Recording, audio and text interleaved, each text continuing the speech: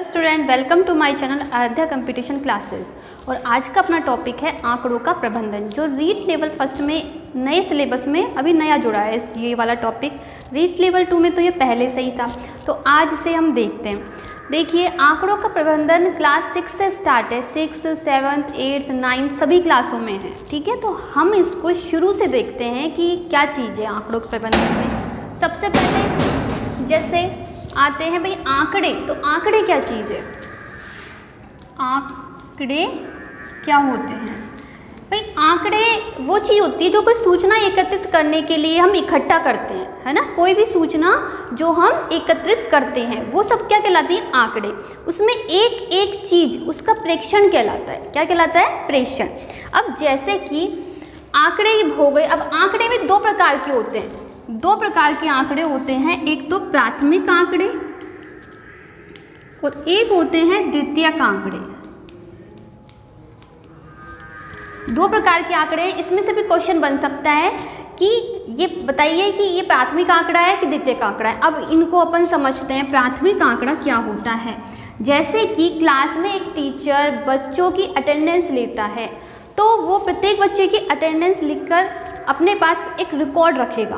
तो जो उसने लिया, उसने खुद ने एक एक बच्चे का नाम बोला है और खुद ने वो रिकॉर्ड अपने पास सुरक्षित रखा है, तो वो तो क्या हो गया? प्राथमिक आंकड़ा। अब उसने लास्ट में लिख दिया कि आज इतने बच्चे तो एब्सेंट हैं और इतने आए हैं।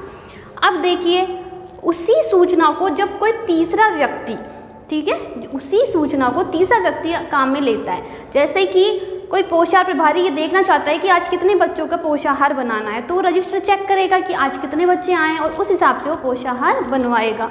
तो उसने क्या किया है? उसने उसी सूचना को पढ़कर काम में लिया है, तो वो क्या हो गया? द्वितीयक आंकड़े। एक दूसरा एग्जाम्पल देखिए, तो जैसे सरकार जनगणना करवाती है, तो सरकार द्वारा प्रत्येक शिक्षक जाकर क्या करते हैं? जनगणना करते हैं। तो वह सरकार का तो क्या हो गया? प्राथमिक आंकड़ा हो गया। सरकार जो जनगणना करवा रही है, तो सरकार के लिए तो जनगणना क्या हो गई? प्राथमिक आंकड़ा।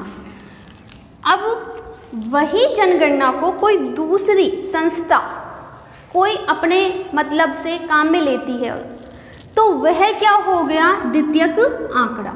ठीक है, तो इस प्रकार के क्वेश्चन आपके बन सकते हैं।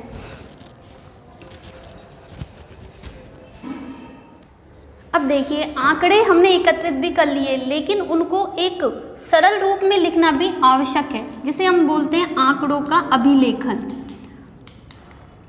इसका एक एग्जाम्पल देती हूँ। जैसे कि एक क्लास है, हमें ये पता लगाना है कि क्लास के बच्चों को कौन सा फल सबसे ज़्यादा पसंद है। ठीक है, तो प्रत्येक बच्चे से हम पूछेंगे कि भाई तुम्हें केला पसंद है कि सेब पसंद है या अमरूद पसंद है या आम पसंद है। ठीक है, तो हम इस प्रकार से ये तो लिखेंगे नहीं कि भाई केला सरला को पसंद है, रवि को पसंद है, इस प्रकार से नाम थोड़ी लिखेंगे। हमें ये पता लगाना है कि हमें फल खरीद के लेके आना है, तो सबसे ज़्यादा फल कितने बच्चों को पसंद है, उसी के अकॉर्डिंग हम फल लेके आएंगे बच्चों को। तो अब किस प्रकार से उन आंकड़ों का संग्रह किया जाए? तो अगर एक एक बच्चे का नाम लिखूँ तो उसमें तो बहुत ज़्यादा टाइम लगेगा और समझने में भी दिक्कत आएगी। तो फिर क्या करें कि भाई केला एक बच्चे को पसंद है, तो आप इस पे एक टिक कर दो। सेब मान लो 4 बच्चों को पसंद आया, तो इस प्रकार से। इसको मान लो 5 बच्चों को पसंद आया, तो इस प्रकार से। इसमें भी मेरे हिसाब से शायद ज़्यादा टाइम लग सकता है। तो फिर क्या किया जाए इसके लिए? आप प्रत्येक बच्चे से हाथ खड़ा करवा के पूछ सकते हो कि भाई केला कितने बच्चों को पसंद है। अगर 5 हाथ खड़े हुए हैं तो आप लिख दोगे 5। ठीक है, सेब के लिए आप हाथ ऊंचे करवाओगे, मान लो कि 7 आता है। ठीक है, अमरूद के लिए 3 आता है और आम के लिए आता है 10। ठीक है, तो ये तो बात हो गई। अब हमको सुविधा रहेगी, हम डायरेक्ट देखते ही पता लग जाएगा कि सबसे ज़्यादा पसंद बच्चों को क्या है? आम है। ठीक है, अब अपना क्वेश्चन कहाँ से बनता है? क्वेश्चन आता है मिलान चिन्ह का। ये एक बार आया हुआ है एग्जाम में, मिलान चिन्ह, इसके बारे में पूछ लिया था एग्जाम में। अब मिलान चिन्ह देखिए, ये एक सारणी हो जाती है इस प्रकार से। यहाँ पर हमने ये क्या लिख लिया? संख्या लिख ली, फल लिख लिए, फलों की संख्या है। अब इनको हम मिलान चिन्ह के द्वारा व्यक्त करेंगे। अब मिलान चिन्ह से देखो किस प्रकार से 5 है, तो 5 को अपन 1, 2, 3, 4 4 तक तो इस प्रकार से, और 5 के लिए हम इस प्रकार से एक तिरछी लाइन खींचेंगे, ये 5 को व्यक्त करेगा। ठीक है, तो एक बार एग्जाम में क्वेश्चन इस प्रकार से बना था कि मिलान चिन्ह का सही जो निशान है वह है, तो इसमें ये वाला इस प्रकार से भी था। ठीक है, तो ये वाला गलत होगा, ये वाला गलत होगा, या और कोई दूसरे प्रकार से हो तो वो सब गलत होंगे। आपको ये ध्यान रखना है, या ऊपर से स्टार्ट करना है और नीचे की तरफ जाना है। ठीक है, तो यही इसका सही चिन्ह होगा।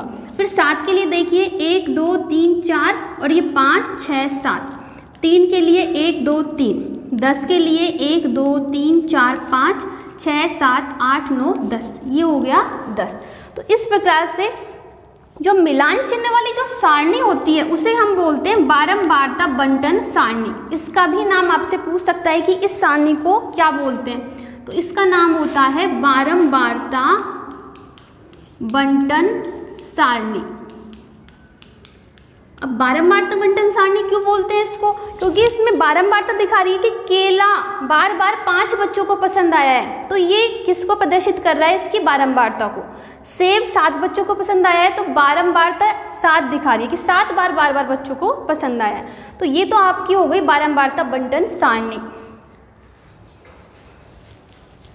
अब देखिए हमारे पास आंकड़े एकत्रित हो गए। कई बार क्या होता है, आंकड़ों को ज़्यादा अच्छे तरीके से हम ग्राफिकल रूप से समझ सकते हैं। ग्राफिकल रूप देखो कई प्रकार के होते हैं, आपने पढ़ा होगा, जैसे चित्रालेख, चित्र के द्वारा।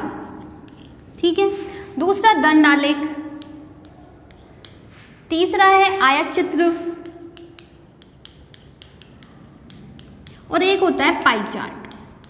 इन चारों को अपन अलग अलग समझेंगे कि ये चारों क्या हैं, आपके सिलेबस में ही है ये, और कई बार क्वेश्चन बनते हैं इसमें से, है ना। थ्योरेटिकल क्वेश्चन भी आ सकता है कि चित्रालेख, दंडालेख और आयत चित्र और पाई चार्ट। दंडालेख भी 2 तरह के होते हैं, एक द्विदंड आलेख भी होते हैं, एक साथ द्विदंड आलेख। ठीक है, तो इनको हम अलग अलग समझते हैं। चित्रालेख देखिए पहले, देखिए चित्रालेख इस प्रकार से होता है। ज़्यादातर ये समाचार पत्रिकाओं को थोड़ा सा लुभावना बनाने के लिए इस प्रकार से काम में लिया जाता है, या फिर डायरेक्ट छोटे बच्चे डायरेक्ट इसको देखकर समझ सकते हैं, है ना। छोटे बच्चों को बहुत जल्दी समझ में आता है इसके माध्यम से कि इसमें इस चिन्ह का मतलब है एक विद्यार्थी। तो एक क्लास के बच्चों का जब हमने पूछा यातायात के साधन किसके द्वारा वो स्कूल आते हैं, तो इस प्रकार का ये आंकड़ों का संग्रह किया गया है, जिसमें निजी कार से आने वाले विद्यार्थियों की संख्या ये है। इसमें अब एक विद्यार्थी है, इस चिन्ह का मतलब 1 2 3 4 बच्चे निजी कार से आते हैं, है ना। दूसरा सार्वजनिक बस से अपन गिन लेंगे 1 2 3 4 5। तो इस प्रकार से ये चित्रालेख है। अब इसमें से क्वेश्चन किस प्रकार के आ सकते हैं, आपसे पूछ सकता है कि सबसे ज़्यादा लोकप्रिय साधन कौन सा है जिससे बच्चे स्कूल आते हैं। तो आप देख सकते हो, डायरेक्ट देखते ही आप समझ जाओगे स्कूल बस है। या फिर क्वेश्चन आता है कि साइकिल से आने वाले विद्यार्थियों की संख्या बताइए, तो आप देख के बता दोगे 3 है। अब देखिए, जब यहाँ पर इस चिन्ह का मतलब एक विद्यार्थी है, तो इसको अपन 1 से जोड़ेंगे कि भाई 1 2 3 4। जब पूरे स्कूल के विद्यार्थियों की बात आती तो यहाँ पर इस चिन्ह का मतलब कुछ और भी हो सकता था। इस चिन्ह का मतलब 50 विद्यार्थी भी हो सकता था। तो अब हमको इस चिन्ह का मतलब क्या लेना है, 50। तो 50, 100, 150 और 200। तो हम क्या, आपसे क्वेश्चन पूछ सकता है कि निजी कार से आने वाले विद्यार्थियों की संख्या बताइए, तो आप क्या लिख दोगे, 200। ठीक है, इस प्रकार से इसमें से क्वेश्चन आ सकते हैं। अब देखिए, चित्रालेख में एक चीज का और आपको ध्यान रखना है कि जैसे कि इस चिन्ह का मतलब मैंने आपको बताया था कि 50 विद्यार्थी हैं, तो कई बार क्या होता है, इस चिन्ह को आधा इस प्रकार से कटा हुआ भी दिखा सकते हैं।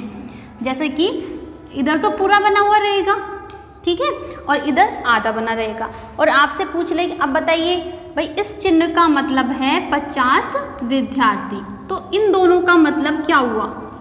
तो इस पूरे का मतलब हो गया 50, तो इसके आधे का मतलब क्या होगा, 25। ठीक है, तो 50 और 25 कितने हो जाएंगे, 75। तो इस प्रकार से इस चीज़ का भी हमको ध्यान रखना है। आप ये मत सोचना कि चित्रालेख में ये गलती से आधा छप गया, ठीक है, ये गलती से आधा नहीं छपा हुआ है। इस चिन्ह का मतलब हो जाता है आधा। अब वो चिन्ह किसी का भी हो सकता है, आधी कार हो सकती है, आधा स्कूटर हो सकता है, ठीक है। तो चित्रालेख में इस बात का आपको ध्यान रखना है।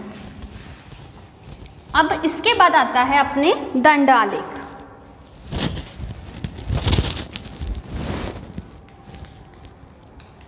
अब देखिए दंड आलेख क्या काम में आता है कि चित्रालेख तो एक निश्चित संख्या तक ही हम काम में ले सकते हैं। जैसे कि भारत की जनसंख्या किस प्रकार से किस दर से बढ़ रही है, कोई आपसे पूछ ले कि सन 1951 से लेकर अब तक के आंकड़ों का संग्रह आपको इस प्रकार से बनाना है, तो करोड़ों में है भारत की जनसंख्या, तो उसके लिए चित्रालेख संभव नहीं है, तो हम उसके लिए दंड आलेख का प्रयोग करेंगे। दंड आलेख इस प्रकार से होता है, एक आयताकार डंडे खड़े रहते हैं जो समान दूरी पर होते हैं, इस प्रकार से आयताकार होते हैं। इसके बीच में जितना गैप है उतना ही गैप दूसरे वाले के बीच में रहेगा, इस प्रकार से।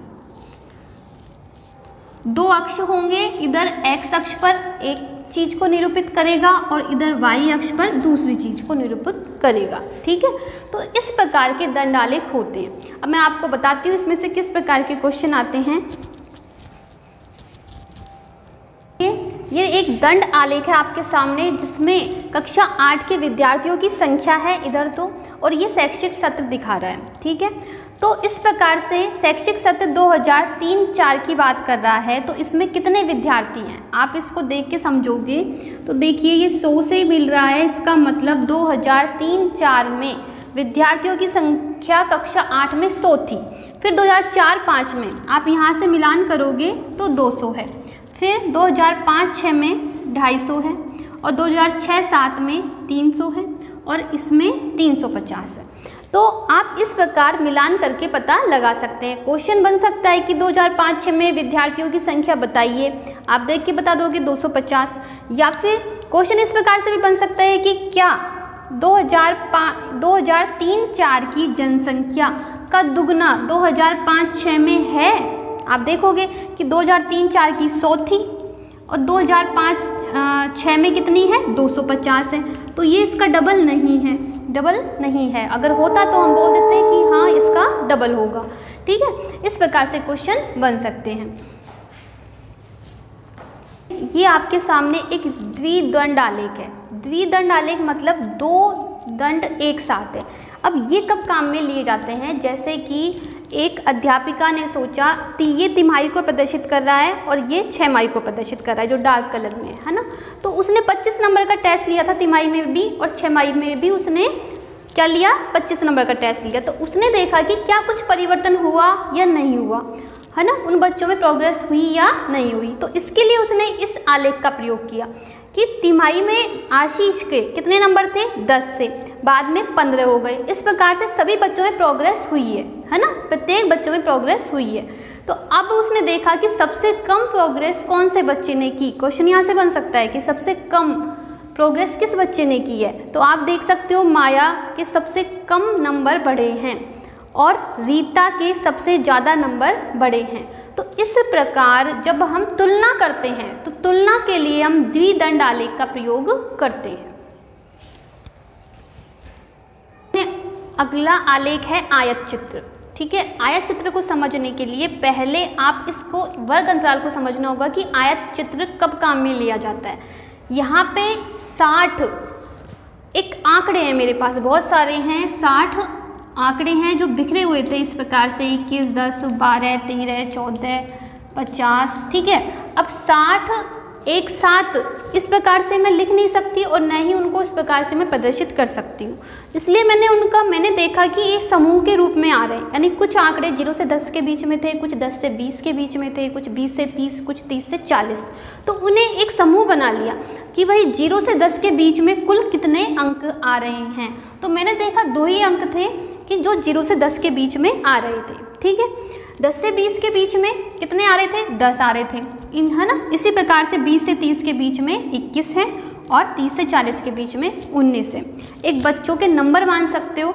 तो सबसे ज़्यादा नंबर कितने आ रहे हैं, यानी किस बीच में आ रहे हैं सबसे ज़्यादा नंबर। तो मैंने ही महसूस किया कि 21 और 19, यानी सबसे ज़्यादा भाई 21 बच्चों के 10 से 20 के बीच में आए हैं और 19 बच्चों के 20 से 30 के बीच में आए, यानी अधिकतर बच्चों के नंबर 10 से और 30 के बीच में आए हैं। इससे ये आइडिया लग गया अपन को, ठीक है।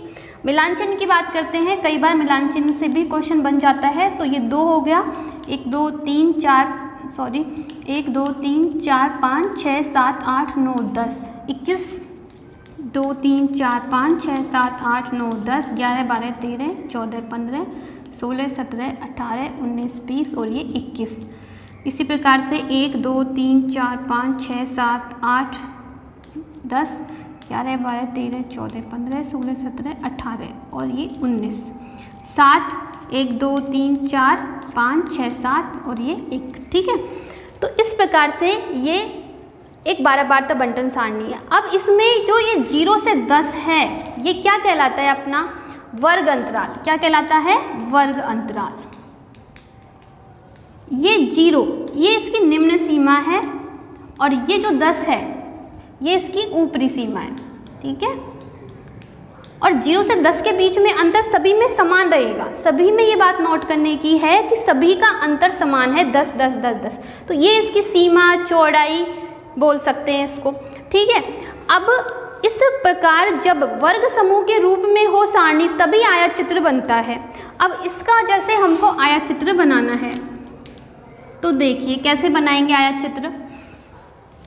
आयत चित्र 0 से 10 समान अंतराल पे ही बनेगा। तो यहाँ पर हम लेंगे 0 10 20 30 40 50 और 60 तक है। ठीक है, इसी प्रकार से बच्चों के अंक हाईएस्ट कितने आए हैं आपने देखा? हाईएस्ट अंक मतलब 21 तक है। सॉरी, बच्चों की संख्या है। तो हम अपने हिसाब से मान सकते हैं एक इकाई की, एक इकाई बराबर 5 या 10 कुछ भी, क्योंकि 21 है तो आप 10 ले सकते हो या ज़्यादा बड़ा बनाना चाहो तो 5 तक ले सकते हो। 5 10 15 20 और ये 25। ठीक है, अब देखिए, अब जैसे इसने लिखा है 0 से 10 तक कितने बच्चे हैं? 2 हैं।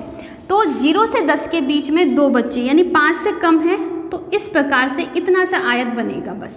ठीक है, अब आयत चित्र की विशेषता होती है ये एक दूसरे से जुड़े रहते हैं। जैसे दंड आलेख में तो इनके बीच में गैप रहता है ना, वैसे आयत चित्र में इनके बीच में गैप नहीं मिलेगा, कंटिन्यू रहते हैं। क्योंकि वर्ग समूह कंटिन्यू है इसलिए ये भी कंटिन्यू रहेंगे। 10 से 20 के बीच में है 10, तो देखिए 10 से बीच में 10, इस प्रकार से ये हो गया। फिर इसके बाद में 20 से 30 के बीच में है ये 21 है। ठीक है, तो आप 21 तक ले जाइए इसको। फिर इसके बाद है 19, तो एक कम कर दो। फिर है 7, तो यहाँ पे ये 7 हो गया और ये 1। तो इस प्रकार से आयत चित्र होता है।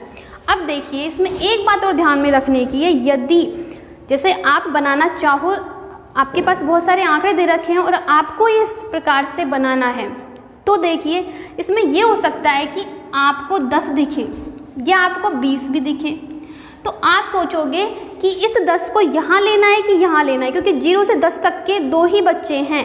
अब वो 2 बच्चे हो सकता है 10 ही हो, 10 10 मान लो, एक 10 ये रहा, एक 10 ये रहा। ठीक है, तो आप सोचोगे उस 10 को मैं यहाँ गिनूँ या फिर ऊपर वाले में गिनूँ। तो इसमें भी एक नियम है कि ये 10 जब ऊपर आ गया तो नीचे वाले में नहीं गिनेंगे इसको। ठीक है, नीचे वाले में नहीं गिनेंगे। इस प्रकार से 20 को इसमें नहीं गिनेंगे। ठीक है, इस प्रकार से ये कंटिन्यू चलता रहेगा। अब इसको देखकर सेम वही क्वेश्चन बनेंगे जैसे अपने दंडालेख में बने थे, कि आयत चित्र को देखकर आप बता सकते हो कि भाई 10 से 20 जो मतलब 10 से 20 अंक आने वाले विद्यार्थियों की संख्या बताइए। ठीक है, तो आप देख के बता दोगे कि 10 विद्यार्थी ऐसे हैं जिनके 10 से 20 के बीच में अंक आए हैं। अब इसमें एक चीज़ और नोट करने की है कि मान लो हो सकता था कि बच्चों के नंबर 0 से 20 के बीच में आते ही नहीं, है ना। 0 से लेकर 20 तक के पेपर हो सकता था इजी हो और अंक यहाँ से स्टार्ट होते ही नहीं, अंक 20 के बाद आते। अंक क्या आते? 20 के बाद। तो ऐसे नहीं करना है इसमें कि आप स्टार्टिंग में गैप छोड़ दो, क्योंकि आपने यहाँ पर तो क्या ले लिया पैमाना, 10-10 ले लिया, तो आप 20-30, 30-40, 50-60 इस तरीके से चलता रहेगा 10-10 का। लेकिन यहाँ पर आपको 2, क्योंकि छोड़ना बराबर है, पैमाना लिया है, इसका मतलब ये 0 से 20 का अंतराल तो इतना ही होगा। ठीक है, लेकिन इसमें आपको नहीं छोड़ना है, स्टार्टिंग से लेना है। इसके लिए हम इस प्रकार से चिन्ह का प्रयोग करते हैं। ठीक है, इसको यहाँ पास में ले आएंगे और इस प्रकार से चिन्ह प्रयोग करके इसका मतलब ये जो ये अंतराल है ये प्रदर्शित करेगा कि ये वह पैमाना नहीं है जो हमने माना है। ठीक है, इस प्रकार से। देखिए अगला जो अपना वृत्तालेख या पाई चार्ट इस प्रकार का होता है। इसको देखकर भी आंकड़ों का संग्रह किया जा सकता है कि एक बच्चा है 24 घंटे पूरे दिन में अपना समय कैसे व्यतीत करता है। यह पाई चार्ट इसको व्यक्त कर रहा है कि सोना कितने घंटे, 8 घंटे, गृह कार्य 4 घंटे, अन्य काम है जो 3 घंटे है, खेल 3 घंटे और स्कूल 6 घंटे का है। अब इसमें से बहुत प्रकार के क्वेश्चन बन सकते हैं। आपको पता होगा कि एक वृत्त पर बनने वाले सभी कोणों का योग 360 डिग्री होता है। ये बात मैं पहले भी समझा चुकी हूँ। अब क्वेश्चन किसी भी प्रकार से बन सकता है। आपसे ये पूछ सकता है कि सोना इस वृत्त का कितने डिग्री का कोण बना रहा है। यहाँ पर x लिखा हो सकता है और आपसे पूछ सकता है x का मान बताइए। ठीक है, तो अगर आपको ये इस बात का ज्ञान है कि इस सभी का योग 360 डिग्री है तो देखो हम कैसे निकालेंगे। दूसरा क्वेश्चन इस प्रकार से भी बन सकता है कि सोना इस पूरे पाई चार्ट का कितना भिन्न है या कितना अनुपातिक भाग है, कि ये पूरे इस पाई चार्ट का या त्रिज्य खंड क्या अनुपातिक। ये त्रिज्य खंड ही तो बना रहे हैं। वृत्त में हमने पढ़े थे कि इस प्रकार की जब दो त्रिज्याएं परिधि पर मिलती है तो क्या भाग बनाती है, वो त्रिज्य खंड बनाती है। तो ये त्रिज्य खंड पूरा अनुपातिक भाग बताइए कि खेल का त्रिज्य खंड का अनुपातिक भाग बताइए। तो कैसे निकालेंगे, आपको पता है इन सब का योग क्या है, 24। पूरे दिन का है तो 24 घंटे, टोटल करके देख लीजिए 24 घंटे ही आएगा।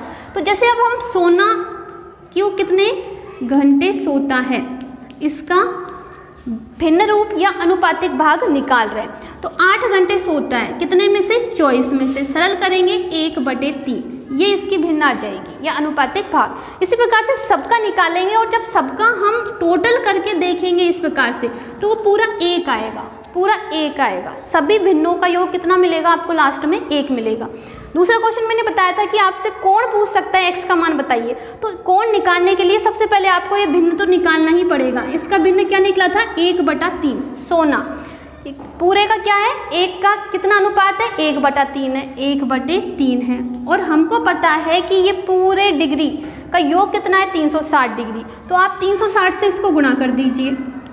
जब आप गुणा करोगे तो ये आपको कोण मिल जाएगा 120 डिग्री। तो यहाँ पर x का मान आप लिख सकते हो कि ये 120 डिग्री है। इस प्रकार के क्वेश्चन आपको पूछ सकता है। कंप्लीट नहीं हुआ है, कल इसमें हम अभी माध्यिका, माध्य, बहुलक, औसत ये सब देखेंगे और अभी तो प्रायिकता भी है, संयोग प्रायिकता, तो वो टॉपिक हम कल देखेंगे। ठीक है, तो इस जो आज मैंने आपको बताया इसमें से थ्योरेटिकल क्वेश्चन ज़्यादा पूछे जाते हैं और कल जो बताऊंगी उसमें से क्वेश्चन अच्छे वाले बनेंगे आपके, है ना। तो अगर आपको आज का वीडियो पसंद आया हो तो प्लीज़ इसे लाइक करें, कमेंट करें और शेयर करें। धन्यवाद।